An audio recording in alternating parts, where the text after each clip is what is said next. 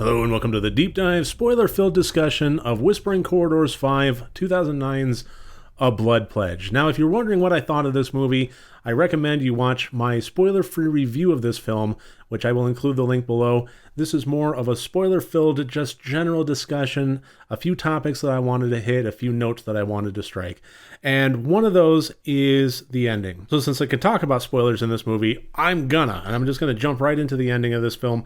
I think that there was a moment in this where I was really scared about an avenue that it looked like it was going to go down. It really looked to me like he was going to commit suicide holding hands with Yeonju as they were both going to jump off the building. And for me, that felt like it was now taking the idea of suicide and romanticizing it to a dangerous level. It's something that, I don't really hold a lot of restrictions on movies, certainly not horror movies. I think that almost anything is fair game. But these movies seem to be targeted almost towards young adults and teenagers. That's kind of the age group of our protagonists, and it's who we're following as we go through this movie. And it was very, how do I put this? It was balancing very carefully throughout the entirety of the movie about whether or not they are romanticizing the idea of suicide. When the first bit of the movie started and they're signing the blood pledge, I was kind of a little bit worried about that. But then we started to see the ramifications. We saw what happened when three of them survived and Yeonju didn't as the movie continued, and we saw how much of a devastating impact that had. And that was another thing that was really tough for me. I mentioned in my review the crassness and the lack of empathy and sympathy from the peers and the classmates towards the three survivors.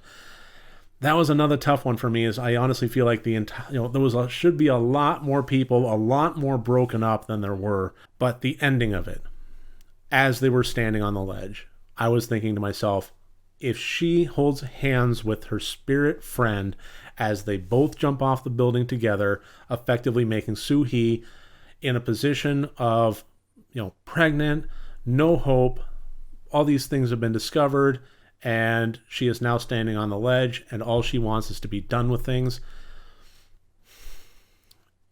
If she had jumped, it would have romanticized the suicide level of aspect of this film to a point where I would not have been able to be on board with it. It's not like I would have boycotted the movie. It's just it would have pushed me past my comfort level on a topic that is difficult for me. And I know it's difficult for a lot of people. And it would be difficult for me to reconcile the impressionable target audience that could be having difficulty with it and then romanticizing it to that degree. But to have Soo-hee saved at the last minute by Yeonjun's sister, I thought it was fantastic. And then to even have Yeonju say, I want, don't go anywhere. I want you to be her big sister. Here's some stuff to live for. Say goodbye to me. I need to go. I thought that was a perfect little moment. That was a fantastic turnaround, and that sinking feeling I was having in my gut completely turned around, and it turned into warmth of my heart. And I am so glad they did that. I was so trepidatious, so nervous, and they redeemed it. They turned it around, and I really am so happy they did. So there's really not a whole lot more that I really wanted to discuss about this one. I think overall, if I'm going to use this opportunity to kind of cap off the entire series of Whispering Corridors and just completely talk about it freely, since it's the deep dive discussion of the last movie here, I really enjoyed this. I think I touched on this a little bit in one of my reviews. I said that, before starting this, I had only seen the first one, and it had been long enough ago that I had forgotten most of it. So this has been a fun little ride. I enjoy Asian horror as it is. So, and honestly, a lot of this kind of kept up with a lot of themes, not being so outright gory and slashery and so on and so forth, and reveling in, the blood and guts and practical effects, and going more the spiritual route and the mystery route. And I like that. It's not something that I'm always in the mood for, but it's an aspect of Asian horror that I do enjoy. And this really scratched that itch for me. And I would honestly, I would absolutely recommend the Whispering Corridor series, and I really appreciate it for the historical context of how much it means to the world of horror films in general. It's so important, this series of movies, especially the first one, because by taking that level of breaking free of Korea's censorship laws and really showing, here's what we can do, and having this blow up as a horror film, that happened at one of the most pivotal times in horror. The 90s were a mixed bag in terms of American horror.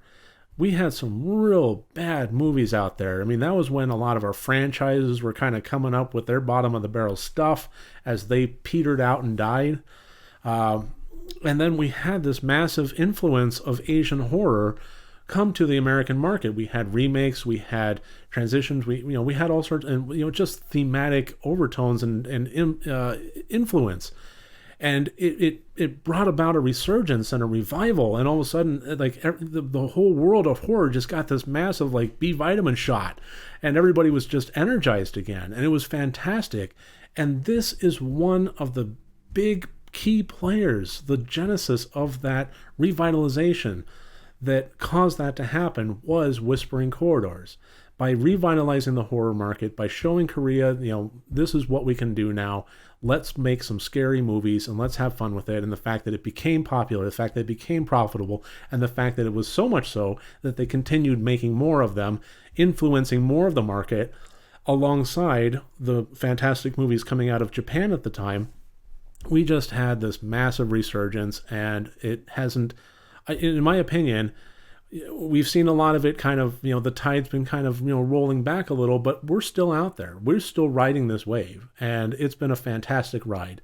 So I'm very, very happy to cover this series, to cover the Whispering Corridors movies, and to put my, 2 cents in and review them and put them in front of other people. If you've never seen this before, I don't know why you're watching a deep dive discussion of it, but if that's the case, I do recommend them, and I really think that they are required watching for historical context of any horror movie lover.